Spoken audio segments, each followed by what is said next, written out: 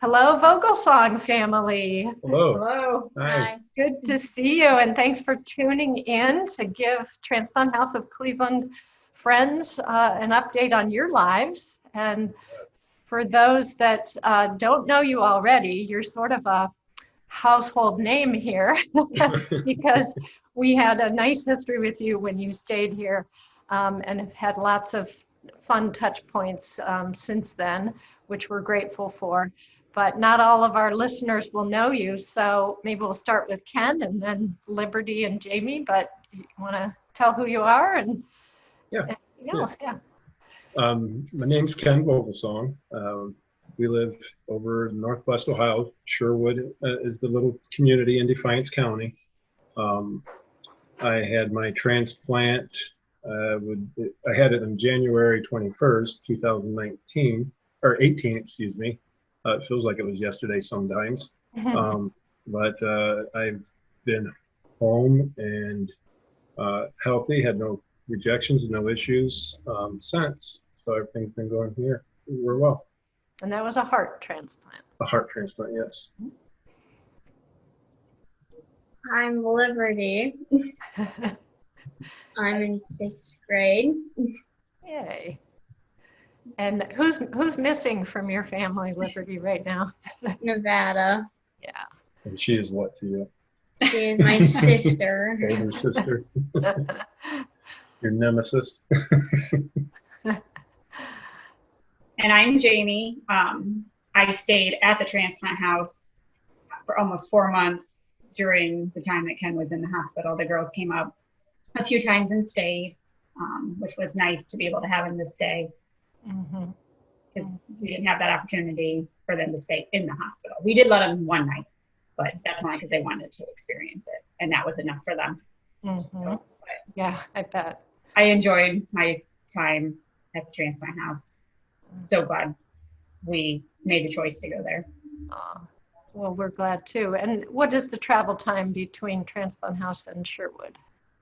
About 3 hours. Okay.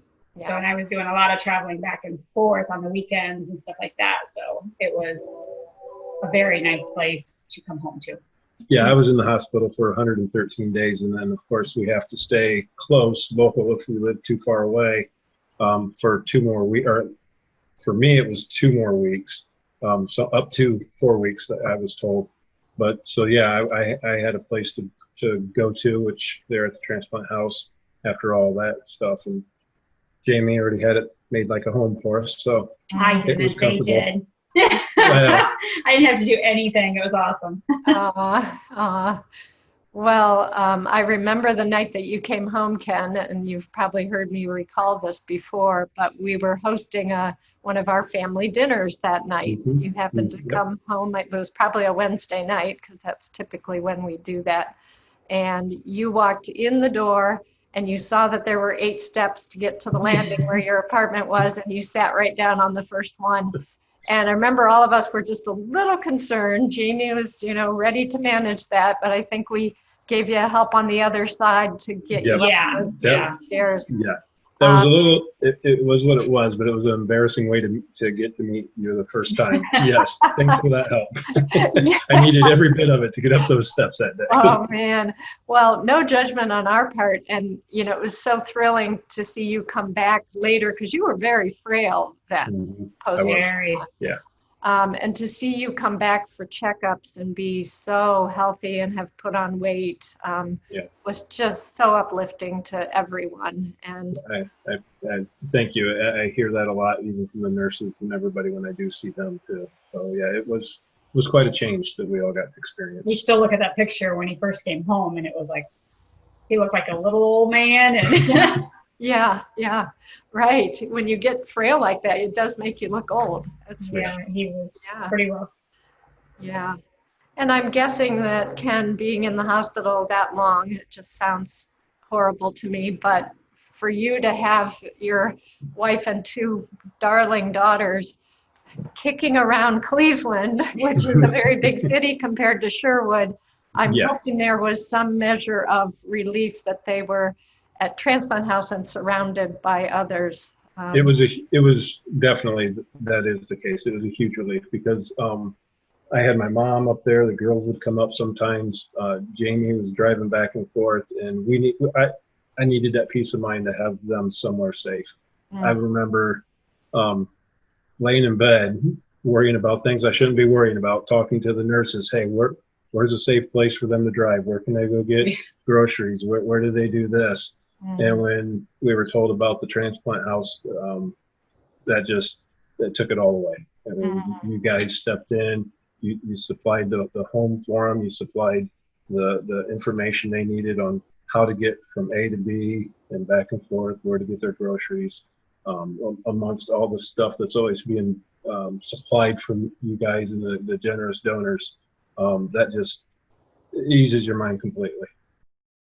And speaking of the girls in sports, we don't have to talk sports, Liberty, but you know what you did with 2 fundraisers for Transplant House was really remarkable and a big surprise to us.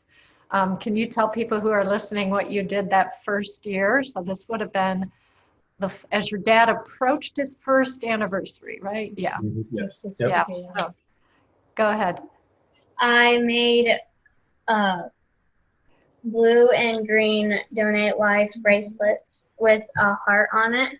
Oh, there we go. Good. And I sold them at a garage sale. Well, it was at the school, and we sold them, and a lot of people bought them. Where else did we go? We didn't go We anywhere. didn't go anywhere else on that Just one. to the gala, and we gave everybody one at the gala. And you surprised us one day, showed up here with a check with the proceeds from those sales. I remember the number exactly. Do you? 814,000.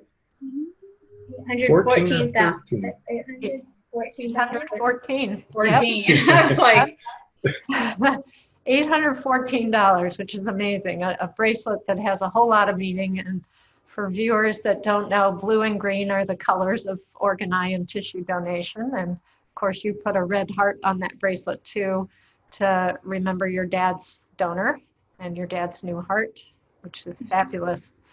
And then last year, you did another fundraiser, and you were in school and didn't get to deliver the check, but your parents came.